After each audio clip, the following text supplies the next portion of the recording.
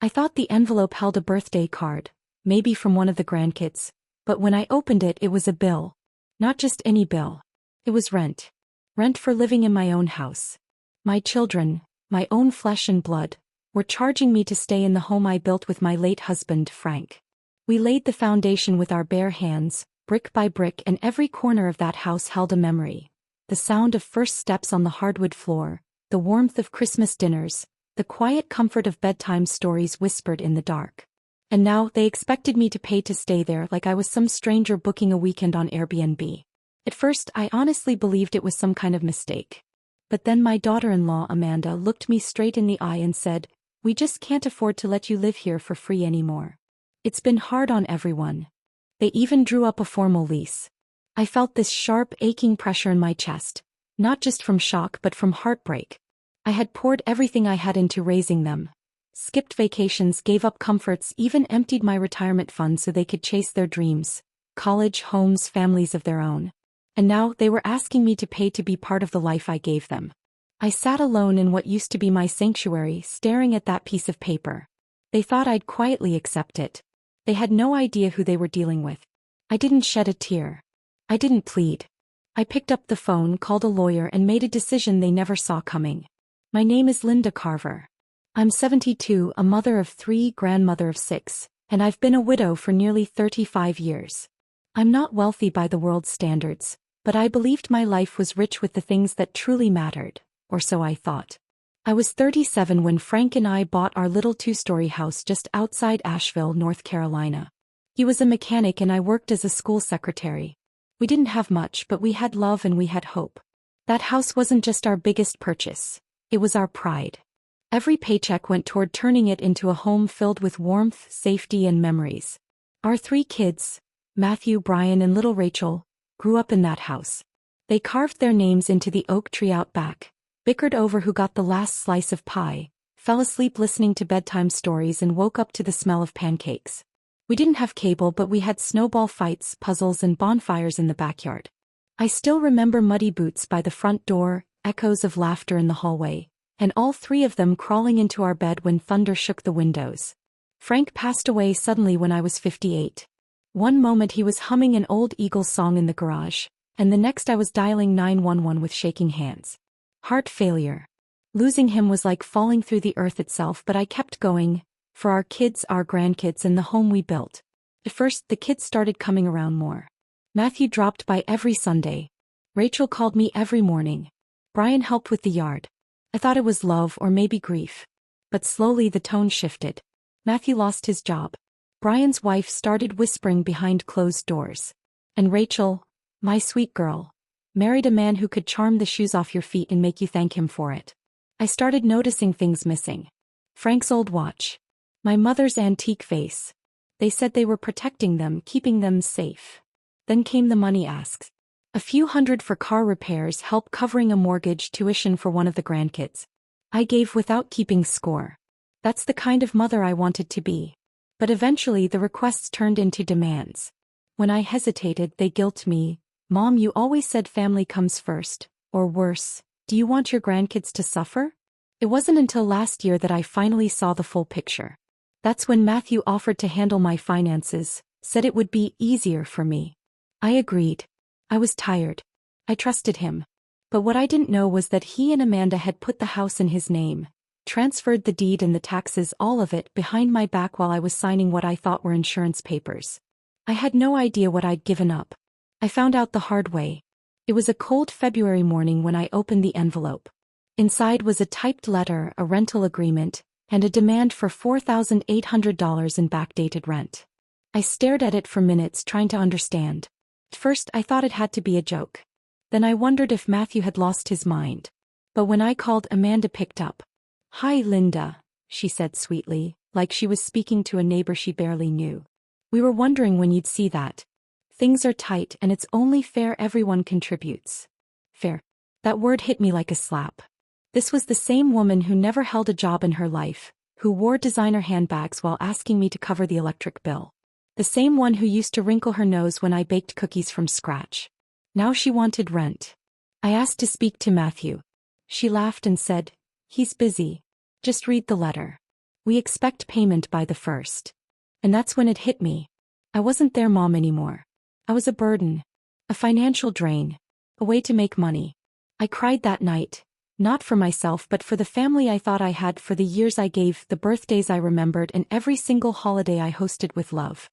I sat at the kitchen table holding a cup of tea that had long since gone cold, thinking about every sacrifice I'd made. I had given them everything, my time, my energy, my future. I never remarried, never traveled the world, never spent on myself. I lived simply so they could live well. And now they expected me to pay rent to stay in the life I helped build for them. But they made one mistake: they underestimated me. What they didn't know, what I'd never told a soul, was that Frank and I had bought a second property years ago. A small duplex outside of Knoxville. We paid for it in cash during our early years and kept it tucked away in a trust under my name only. Quietly we used the rental income to grow a private savings fund, nothing grand but enough to matter. And now it was time to use it. While they were busy scheming, I had been talking to a lawyer and I learned something important. Just because someone takes from you, yes, even family, it doesn't mean you have to take it lying down. You can fight back. And that's exactly what I did. After they sent me that bill, the mask came off. No more pretending, no more polite smiles. I was no longer part of the home, I was a guest. Worse than that, I was unwanted. David and his wife Amanda made it clear in 100 quiet ways. First, my favorite armchair, the one I always used to knit or sip my tea, disappeared. "Oh, we moved it to the basement," Amanda said offhandedly when I asked. "The new couch didn't match. Hope you don't mind." Of course I minded, but I bit my tongue.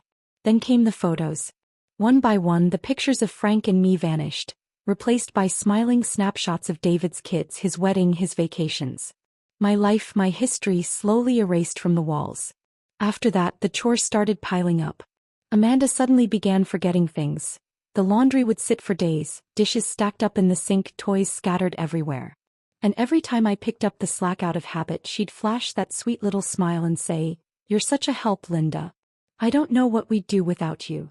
It wasn't gratitude, it was manipulation. I was being turned into their live-in maid. At dinner I was served last, if at all. Some nights they didn't call me down at all. The first time it happened I thought they'd simply forgotten. But when it became a pattern I knew better. One evening they had friends over for a barbecue. I smelled burgers on the grill and wandered down thinking I'd offer to help, or at least say hi. Amanda spotted me and stiffened. "Oh, we didn't think you'd want to come down," she said, pasting on a smile. "It's mostly our crowd." I stood there staring at strangers laughing in my backyard, drinking from the glasses Frank and I had picked out together for our anniversary. No one invited me to sit. No one offered me a plate. So I turned and went back upstairs. That night I ate a cold bowl of cereal alone in the laundry room. Even Rachel, my youngest, started drifting away. Her husband Eric always had a silver tongue, and I'm sure he had plenty to say behind closed doors. "Your mom's lucky David's taking care of her," he told her. "Imagine if she had no one. She should be more grateful." And just like that the call slowed. When I asked if I could come visit or see the grandkids, she said they were busy or out of town. That same week I saw her on Facebook, at the zoo. As for Brian, he went quiet like he always had. He used to visit every Sunday, help me weed the garden or fix the gate. Now all I got were short, robotic text. "Hope you're good, Mom. Talk soon." I wasn't blind. I knew what was happening. Amanda was calling the shots. David didn't have the backbone to say no, and everyone else just stayed silent because that was easier than standing up for me. But everything boiled over on Thanksgiving. I had cooked that meal for more than 40 years. Even the year Frank died I pulled it together. Because it mattered. Because it was family. But this time Amanda insisted on hosting. "Don't worry about a thing," she told me. "Just relax." I didn't argue. I waited upstairs, listening to the laughter, the clinking of glasses, the music. Around 1 o'clock I finally went down. They were already halfway through dinner. Rachel, Brian, their spouses, the grandkids, all crowded around the table I had polished just days before. Amanda looked up wide-eyed. "Oh, didn't anyone tell you? We figured you'd want to rest upstairs." I stood there frozen. My own children wouldn't even look at me. They had eaten without me. Celebrated without me. I wasn't family anymore. I was a shadow in the hallway. Later that night, Amanda left a paper plate on the stairs with a sticky note that read, "Saved you some. Happy Thanksgiving." That was the moment something in me broke. I didn't touch the food. I didn't cry either, not this time. I started packing in silence. A sweater here. A photo album there. I hid them in trash bags, slipped them into the trunk of my car when no one was watching. Every time they left the house, I moved a little more. They never noticed what I was doing. One afternoon, I overheard Amanda in the kitchen talking on the phone with one of her friends. "We're going to renovate the upstairs once she's out," she said, laughing softly. "Matthew says legally we only need to give her 30 days. I can't wait. I'm so tired of her creeping around like a ghost." That was it. That was the moment everything inside me snapped. Not only had they stolen my home, they were planning to throw me out like trash. But what they didn't know, what none of them knew, was that I had already hired a lawyer. Her name was Claire, a quiet but razor-sharp woman who specialized in elder law and property rights. She explained that I had more options than I ever realized. That trust Frank and I created years ago, the one that held the duplex in Knoxville, had a hidden clause built in. It allowed me to access those funds if I was ever made housing insecure by family. I could use the income, the equity, even initiate legal action to reclaim property or sue for damages. And I planned to.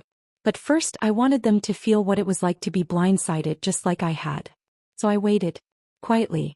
I played the role they had cast for me, the silent, frail grandmother, a burden too polite to push back. Then one Monday morning I slid 3 envelopes under 3 bedroom doors. Each had a name written on the front. Inside was a formal notice to vacate, served legally through Claire with a court date if they refused. Confusion followed. Then outrage. Amanda burst into my room waving the paper, voice shrill. "You can't evict us. This is our house." I stood up and looked her square in the face. "No," I said calmly, "it was mine. And you took it. Now I'm taking it back." The threats came next. Then the tears. Then the apologies. But I didn't waver. I had found my voice, and this time I wasn't going to silence it. Everything truly unraveled at Amanda's birthday party. The house was filled to the brim, balloons, catered food, music loud enough to rattle the windows. No one had asked me to help. No one had invited me to be part of it. Most of the guests were strangers to me. I stayed upstairs most of the day trying to read, but really just waiting for someone, anyone, to call me down, to offer me a plate, to check if I was okay. But no one did. Around 5 I heard giggling outside my door. Then a sharp click. I got up and turned the knob. Locked.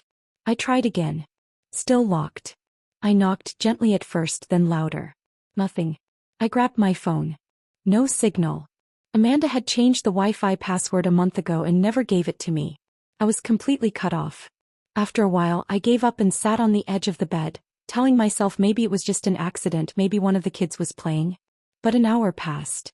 Then downstairs the music played on. I heard them sing, "Happy Birthday."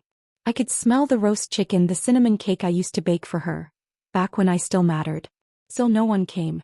Eventually the light in the hallway outside my door went out. I sat there in the dark, and that's when it hit me. They weren't coming. I didn't cry right away. I just sat still, staring at the dusty corners of what used to be my bedroom and had now become their overflow storage. Across from me on the dresser was a mirror. I looked at my reflection, the lines in my face, the sadness in my eyes. I didn't see a mother anymore. I didn't even see a person. I saw what they saw. A problem. Something to be handled, hidden, forgotten. When they finally unlocked the door the next morning, Amanda acted surprised. "Oh," she said with a fake chuckle, "I didn't even realize it was locked. You should have called someone." I didn't respond. Because I knew. They locked me in to keep me out. I had become their secret, an old relic upstairs that they didn't want the world to see. And just when I thought it couldn't get worse, it did. The last betrayal came from Rachel. My baby girl. She was getting married. And I hadn't even heard it from her. I found out on Facebook, a photo of her holding up a diamond ring, beaming with friends around her, captioned, "Can't wait to marry my best friend." #bride vibes. I sat at the kitchen table, phone in my hand, reading that post again and again. No call. No card. Not even a heads up. I waited 3 days before asking her about it. She stopped by to drop something off, and I asked her gently, "Emmy, you're getting married?" Her face flickered with guilt. "Oh yeah. I meant to tell you, Mom. It's just been crazy lately." Then Amanda, standing nearby, chimed in with a smirk. We thought it might be best to keep things simple. You know how tense family events can get. I looked at Rachel. So, I'm not invited. She hesitated. It's going to be really small. Just friends. Just our generation. I asked, not even your brothers? She shook her head slowly. They'll understand. It's not personal. But it was. It was the cleanest cut of all. The kind that doesn't bleed right away but bruises deeper over time. I didn't go back to my room. I didn't even try to sleep. I went out to the garage to Frank's old space. His tools were still on the pegboard, layered in dust. I ran my hand along the handle of his favorite wrench and finally let myself cry. For the first time in months I let go. I broke down and cried, not because of the house or the insults or the cold dinners. I cried because I finally understood that what I'd lost wasn't just a roof over my head. I had lost the family I poured my whole life into, the children I raised, the future I believed we shared. It hit me that maybe the love I gave so freely had never really been returned. And when the tears stopped, I didn't feel angry. I didn't feel vengeful. It just felt quiet. That night, I made myself a cup of tea and sat by the window until the sky began to lighten. In the early morning, Rachel found me still sitting there. You scared us, she said flatly. You never came in last night. I looked up calm. I was just thinking, I told her. About what? She asked. I met her eyes and gave her a small smile. About how much things have changed. He gave a forced laugh. Well, things always change. That's life. But she didn't understand. I wasn't talking about time, I was talking about me. That was my turning point. Not because I wanted revenge, but because I realized they were never going to stop hurting me. They saw me as weak. As someone too old, too powerless, too stuck to ever leave. Someone they thought was lucky just to be allowed a corner of their house, even if that meant being ignored, dismissed, and shut behind a locked door like a burden. But I had never been helpless. I had just been quiet. And there's a big difference. I was the woman who once raised 3 kids while juggling 2 jobs, working at the school by day and cleaning offices at night. I hadn't just survived all these years. I had been quietly preparing. Protecting everything Frank and I built. Especially the house. Rachel had no idea that when she pressured Matthew into getting me to sign that temporary transfer of ownership, I never actually signed the final documents. I let them believe I had. I kept the unsigned copies tucked neatly in my file cabinet while they went on thinking they'd won. What they didn't know was that years ago, after Frank's first stroke, we placed the house into a living trust. It was never legally in Matthew's name. The trust still owned it, and as trustee I still held full control. Amanda could redecorate, throw her parties, and act like she ran the place, but she couldn't touch the deed. She couldn't sell it. And she definitely couldn't evict me. But I kept that truth to myself because I needed time. Time to build my case. Time to let them dig their own hole. I saved every petty text, every cold voicemail, every grocery bill I covered without so much as a thank you. I took pictures of the locked door, wrote down each time they left me out of meals or gatherings. And when Rachel admitted in a message that Amanda told her not to invite me to her wedding, I took a screenshot. I also checked our finances. Turned out, the savings Frank and I had built quietly over decades was more than they imagined. Years of thrift, smart investing, Social Security, his pension, and of course, that little duplex in Knoxville Frank bought in '92 for $40,000. Now worth close to 10 times that. I wasn't stuck. I wasn't broke. So I hired a lawyer. Her name was Claire Martinez. Young, sharp, relentless. She specialized in elder law and estate recovery. And when I shared my story, she didn't flinch. You're not alone, she told me. But you can be the one who stands up. She reviewed the trust, pulled the title records, and nearly laughed when she saw the invoice they'd sent me. They charged you for food and toilet paper, she said. In your own house? Then she got to work.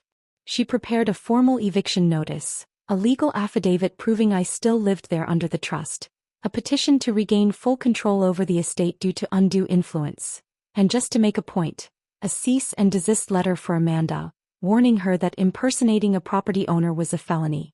But I didn't serve the papers right away. I waited. Because I wanted more than justice. I wanted the truth to show itself. I wanted my children to finally see Amanda for who she really was. So I played the part. I acted small, confused, forgetful. I asked her to help me Google things just to see her smirk. I let her believe I didn't know what Venmo was or how online banking worked. Meanwhile, I had a wireless printer installed in my bedroom. Every time they sent me a list or a demand, I printed it, bills with price breakdowns, messages telling me to start paying for your own shampoo.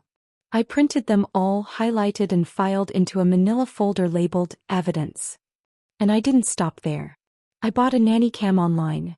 Looked like a regular nightlight. I had it shipped to my friend Denise's place across town just in case.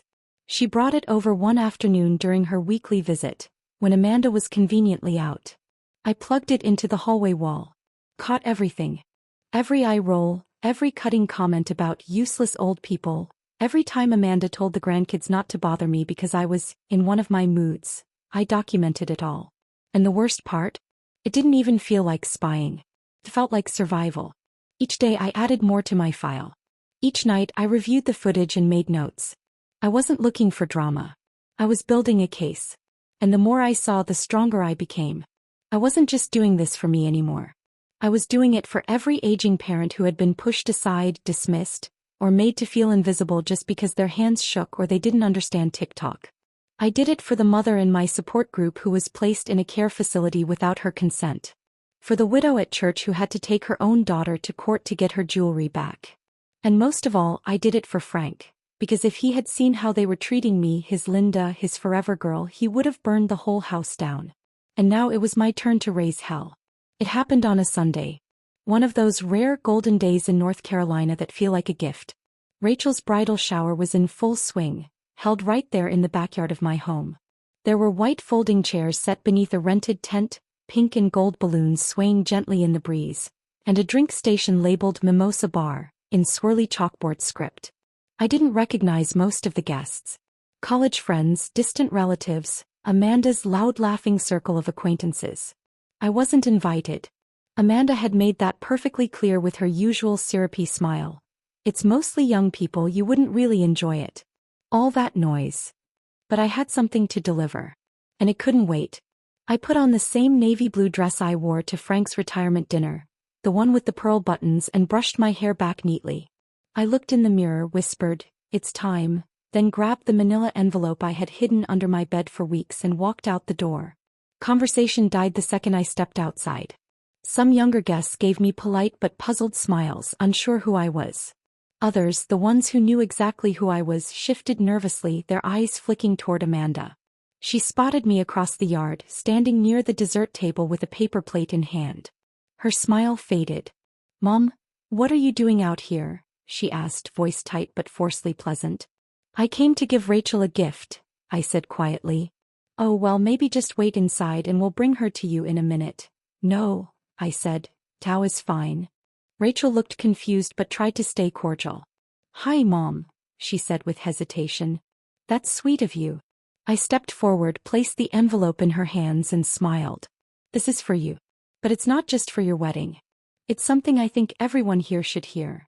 Amanda stepped closer, clearly anxious. "What is this?" Before I could answer, Claire Martinez, my attorney, emerged from the back of the tent. She had arrived just moments earlier, unnoticed in her gray blazer, her voice calm but firm. "Ladies and gentlemen," she called out, projecting across the yard, "my name is Claire Martinez. I'm here on behalf of Linda Carver, homeowner, trustee, and legal resident of this property. Effective immediately, she is reclaiming her home, her dignity, and her rights." A stunned silence rippled through the gathering. Amanda let out a short, breathless laugh. "I'm sorry, what?" I turned to her, my voice steady. "You've been living in my house, Amanda. Not yours. Not Matthew's. The trust never transferred. The documents you thought I signed, they were never finalized. You've been guests here. Disrespectful ones." Claire raised a second envelope. "This is a formal notice to vacate. You and Matthew have 30 days to leave this property with your belongings. If you don't, legal action will follow." Phones were already out. Guests were recording, whispering. Amanda's expression went pale and tight. "You can't be serious," she snapped. "Oh, I'm serious," I said. "And so is the court. We've documented financial manipulation, emotional mistreatment, and coercion. You locked me in a room, Amanda. You mocked me in front of your kids. You made sure I was treated like a ghost in my own home." Just then Matthew came outside, confused by the tension. Claire handed him a folder. He skimmed the pages, his face turning sheet white. "This is ridiculous," he muttered. "You're overreacting." "No," I said softly, "I'm reacting just enough." Rachel stood there trembling, staring at the envelope in her hands. Inside wasn't money, it was a letter from me and a check. Not for her wedding but for her future if she chose a different road. "I didn't shut you out, Emmy," I told her gently. "You shut me out. But it's not too late to come back. Not as a daughter who takes but as a daughter who respects." The guests around us shifted uncomfortably. Some drifted away from Amanda's side, pretending to refill drinks to escape the tension. Claire continued. "We've also filed a formal complaint with the County Elder Protection Office. This may develop into a larger investigation, but for now Linda has chosen to resolve things civilly." Amanda looked like she might explode. But for once, she said nothing. She couldn't say a word, not with all those eyes on her, not with a lawyer beside me and a dozen phones aimed right at her face. Instead, Amanda whispered, "How long have you been planning this?" I looked her in the eye and answered plainly, "Since the day you locked me in my room.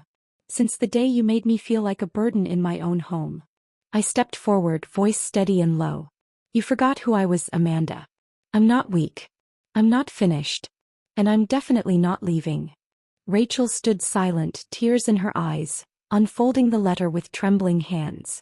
She didn't say a word, and she didn't defend Amanda either. That told me everything I needed to know. By the time I walked back inside, half the guests had already left.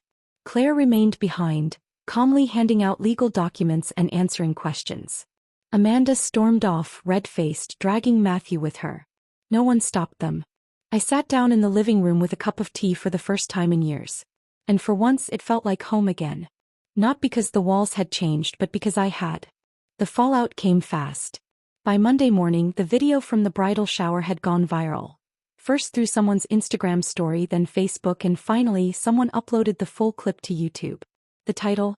Grandma evicts her own son and daughter-in-law during bridal shower. The internet had a field day. Comments poured in, "Queen behavior. She's the real matriarch. Let this be a lesson. Never bite the hand that raised you." Amanda's circle. Those friends who once praised her Pinterest-perfect life, distanced themselves overnight. No one wanted to be associated with a woman who locked her elderly mother-in-law in a room and charged her rent in her own house. The local church quietly pulled Amanda from the events committee. The school where Matthew volunteered asked him not to return. Their reputations collapsed. But that was just the start. Matthew called me first. There was no warmth in his voice. "Mom," he said flatly, "this is ruining our lives." I didn't even blink. "No," I told him. "Your actions ruined your life. I'm just done shielding you from the consequences." He paused, then finally said the words I'd waited years to hear.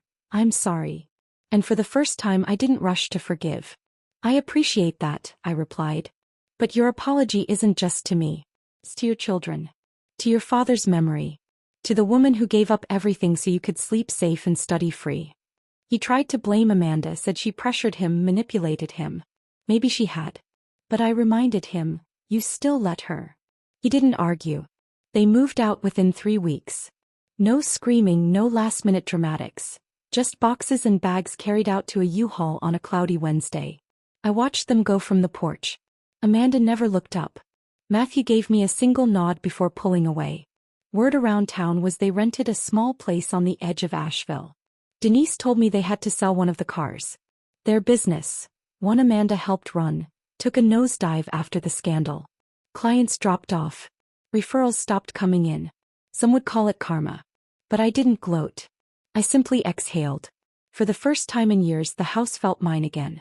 I painted the guest room, opened the windows, replaced those heavy gray curtains with something soft and floral. I donated Amanda's modern furniture and brought back Frank's old oak rocking chair. I even unpacked his navy photo and hung it above the fireplace where it belonged. Rachel stopped by a few weeks later. Her eyes were wet and she carried a small gift.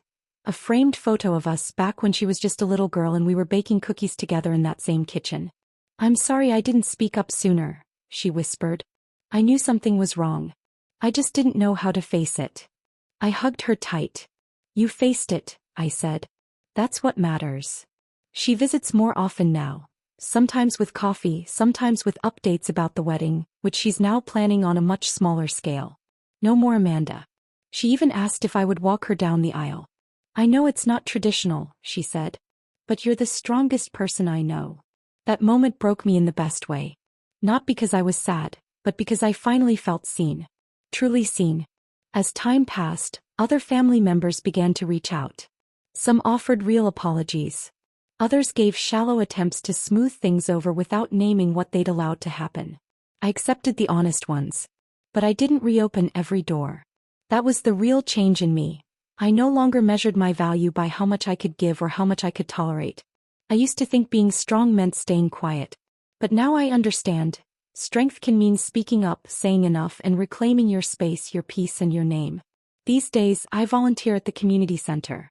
I started a support group for older adults facing family mistreatment or housing insecurity. We meet every Tuesday over coffee, sharing stories, not with shame but with pride. One woman told me, "You gave me the courage to say no to my son." I moved into a senior co-op. It's not big, but I sleep better. That, to me, means more than any apology ever could. My house is quiet now. Peaceful. Safe. No more locked doors. No more invoices for shampoo. Just me, my books, my garden, and the quiet memory of Frank smiling at how it all turned out. I keep the eviction notice framed in my study, not as a trophy but as a reminder. A reminder that I was never a burden. I was the backbone. And it was time they saw that. Not all endings come with loud applause or fireworks. Some arrive like a quiet breath of peace. And after everything, the betrayal, the humiliation, the eviction, I finally found something I hadn't felt in years. Stillness.